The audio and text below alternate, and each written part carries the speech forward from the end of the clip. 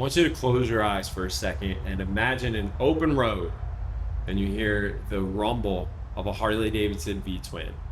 Comment down below what you think in your mind that rider looks like. I'm willing to bet it's gonna have one of the following: white hair, a beard, leather jacket, chaps, bandana, probably no helmet. If I'm close, let me know. Today's video, we're going to talk about why that's true and why younger riders are staying away from the Harley-Davidson brand. If this is your first time here, my name is Brandon Hart. I've got 3 Harleys behind me. I love the brand. We're going to hop on my 21 Street Glide Special behind me and talk about this a little bit more. Now, I did a little research prior to this. I don't know how accurate the numbers are, but for people who finance, Harley-Davidson dealer financial services, something like that, the average age is somewhere between 42 and 47. And we think the average is like 45, we'll say 45 years old. I bought my first Harley when I was 37 years old. And I try to think about, well, why didn't I have one before I bought one? So I've been riding for about 20 years.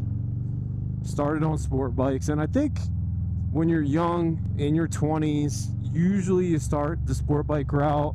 More exciting, more fun, the thrill. Not exactly focused on comfort or long distances. You just want that cool bike. And I was totally into it. I had a Gixxer 600 as my first bike, and then graduated to a ZX14, which, to be honest, both bikes were way more than I ever needed, and I didn't ride anywhere near as many miles as I ride now. Of course, I lived in the Northeast, in Delaware, Jersey, PA, all that. And then I bought my first cruiser motorcycle in 2020. This is after a couple years of not really riding. And it was a Yamaha Striker. Remember, everywhere I would go, if I got a compliment, the first question people would ask is that a Harley? And I remember being so pissed off, like, no, it's not a Harley. I'm like, why does everyone keep asking me this? That was a great motorcycle. If you have a Yamaha Raider, Warrior, Striker, that's a really good line of bikes. But after getting so much feedback, I started looking into it. I'm like, hell, what is it with this Harley-Davidson? And I don't know, why didn't I get a Harley? And the reason I got the Striker was it was pretty cheap. I mean, for low miles, a metric cruiser, I don't even remember what year it was, like 2014. Fuel injected, all that. Fast, sounded great. I don't think I spent more than $4 grand for it. So the cost of entry was a lot less for me. And then I started thinking, okay, let's sell the Striker. And I want to get myself into a Harley. So that's when the research kicked in. And I didn't want to go too big. I didn't know how I would feel about a heavy touring bike. So my first Harley was a 2017 Softail Slim, which is a great bike. Recommend it if you're just getting into Harleys, even cruisers. It's low, it's not overbearing, it handles really well. But anyway, that's how I got into Harley-Davidson. It kind of just happened over time. But 37 years old, so not too far off. Not that my Softail was that expensive. I think maybe $12,000 at the time. And then that's when I really started getting into the motorcycle culture. And I think that's really the first drawback to Harley in a lot of younger people's eyes is going to be the price. At least with the newer models. Like, yeah, you can find a used bike, but not everybody wants to buy used and have to worry about a little bit of maintenance. You know, maybe there's a few things wrong. They just want a bike that's maybe under warranty, comes with less headache, and doesn't cost them an arm and a leg to get.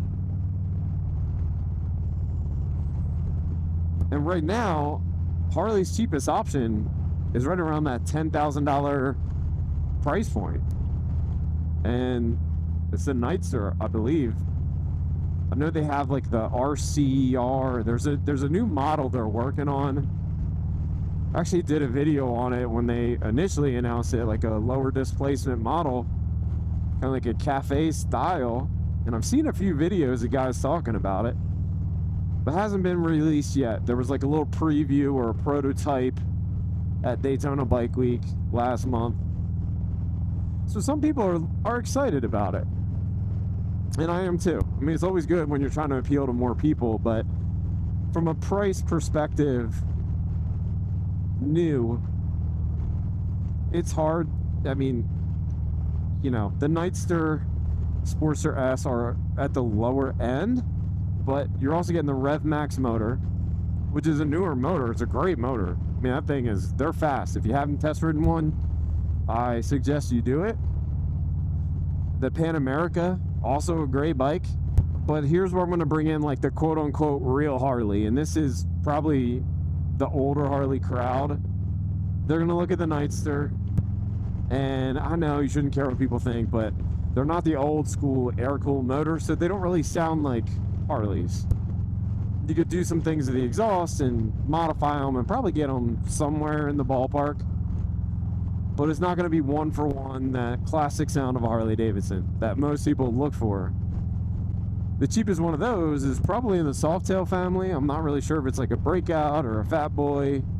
With the cheapest model, maybe like a Softail Standard, if they still sell them. Softail Heritage, probably in there, the sub 20 range.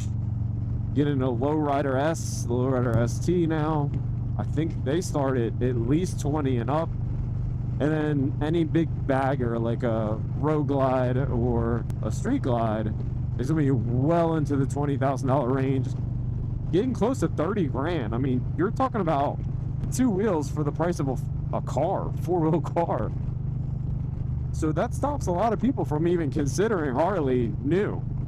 A lot of young people, right? Like, they don't have that money to spend right now. And I don't know if you looked at the economy recently, but we're not in the best place. You know, people right now are struggling to afford rent and everything. You're gonna go buy a motorcycle for that kind of cost. It's crazy. And then the other part of it is that image of Harley, and it's like, oh, it's old guy's bike, it's an old man's motorcycle. If you go to any kind of bike event, most of the attendees are gonna be 40 and up. Go see for yourself. You go to Daytona, you go to your local bike nights, that's just the way it is. And so a piece of that is the cost, right? People are going to buy as they age and they're able to afford things that cost a little bit more and willing to pay for it. And then also, Harley does some heavy marketing on their trikes, which, let's face it, I don't think millennials and, you know, ages less than that, whatever that is, are gonna buy a trike. They're like 40 grand, 50 grand, I think. You got the Freewheeler, the Road Glide 3, and Street Glide 3, or Street Glide, I don't know what they call it now. But that was one of the big reveals at Bike Week, was this new suspension on the trikes, and I'm like, okay. I guess that, I mean, that's a big money maker for Harley, but it tells you a lot if they're focusing that much on trikes, who their core audience is. And I'm not saying that's wrong or right, because those are the people who buy the motorcycles, but that image, going back to my point, is what stops a lot of young people from buying. I can't remember the last time I saw a young 20-something guy or gal buying a brand new Harley. And at bike night, you do see some in their 20s. Like there's a small group. And if you're watching, by the way, let me know what age you were when you picked up your first Harley Davidson. And why? Or why didn't you get one sooner than that? Heck, some of you, maybe when you were in your 20s, got one. I'd really like to know. Then there's that argument like, oh, well, Harley's pricing itself out of the market, and once all of these people retire or expire, that sounds horrible. But, you know, as that younger crowd grows up and get old, are they going to buy Harleys? I think probably. Like, I don't think it's a brand where, oh, all the customers are old and, you know, once they die off, there's going to be no one left to buy Harley Davidson. I don't think that's it.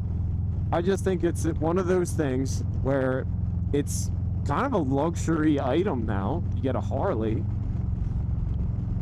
You're just going to wait until you're the right age, you got your finances in order, and you're able to buy one without really hurting yourself financially. You're putting a dent in your savings account. Technology plays another factor, although now I think with the newer bikes, the expensive ones, you're starting to see a lot of that. Like, these screens are very high tech. I mean, most of them come with the cruise control, maybe adaptive cruise. I'm not really sure. You'd have to check on that one.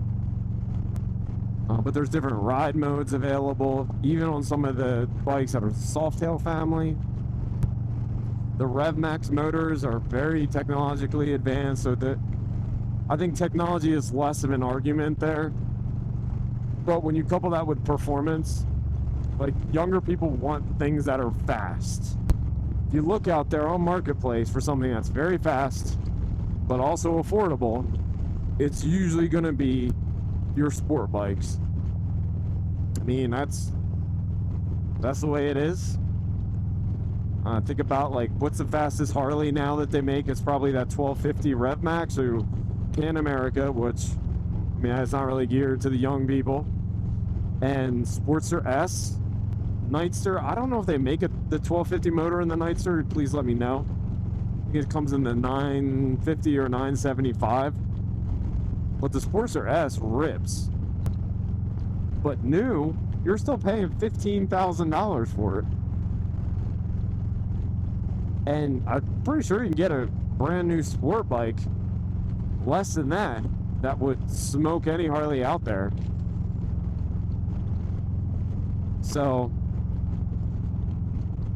I think people get all worried about it, like, oh, what's Harley gonna do? And the old people all die off and there's no one to ride the bikes anymore. I don't see that happening. I mean, the brand recognition itself,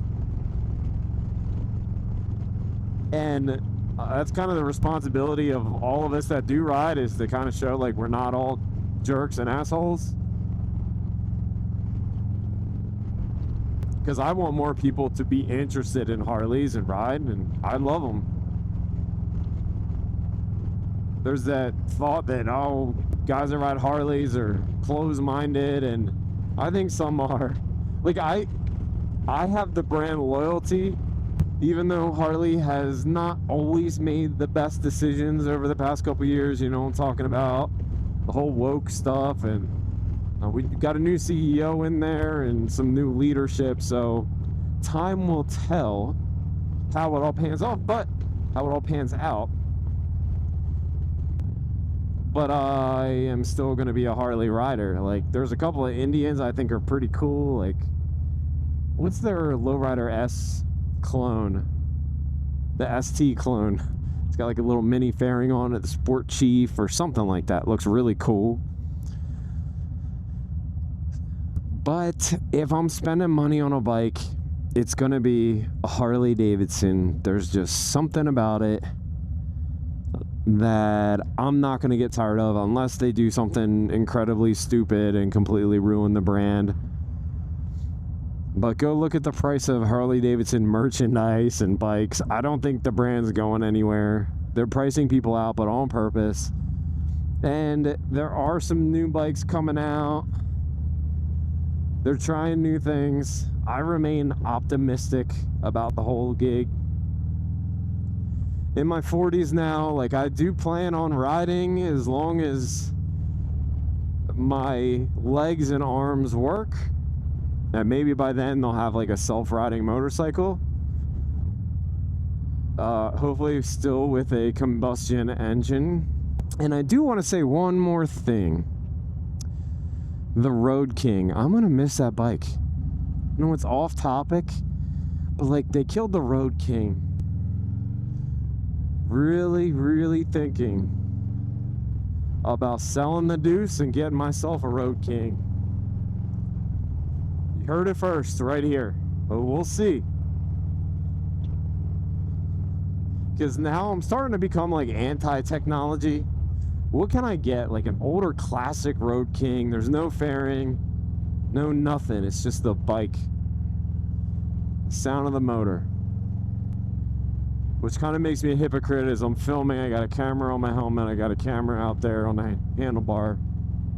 But just throwing things out there.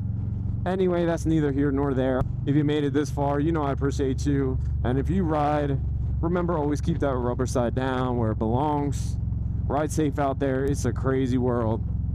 It is a crazy world. But get yourself a motorcycle. Y'all take care. We'll catch you on the next one. Peace.